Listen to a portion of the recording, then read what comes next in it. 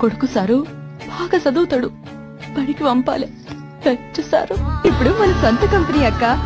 ఎప్పుడు కావాలంటే అప్పుడు పడుకోవచ్చు, ఎప్పుడు కావాలంటే అప్పుడు పని చేయొచ్చు. మందేవ్ బతికేనా, మన చావు కూడా దిక్కులేని చావు బాబాయ్. ఎవరన్నా నీ గురించి అడిగితే ఏం చెప్పాలో తెలియట్లేదు నాకు. నువ్వేం చెప్పక్కర్లేదు. డెల్బీ అంటే ఆ రోజు అందరూ నీకు నా గురించి గొప్పగా చెప్తారు. జీవితంలో కొన్నిసార్లు మాత్రమే కథాన్ని మర్చిపోతాం, అన్నిసార్లు కాదు. ఏమయ్యా బట్టలు వేస్తారు కదా, మంచి బట్టలు కట్టు రావచ్చు కదా. ఇల్లు కట్టుచోడికి ఇల్లుంటుందా, చెప్పులు గుట్టుచోడికి చెప్పులు ఉంటాయా? మా బతుకులు కూడా గంతే సారు.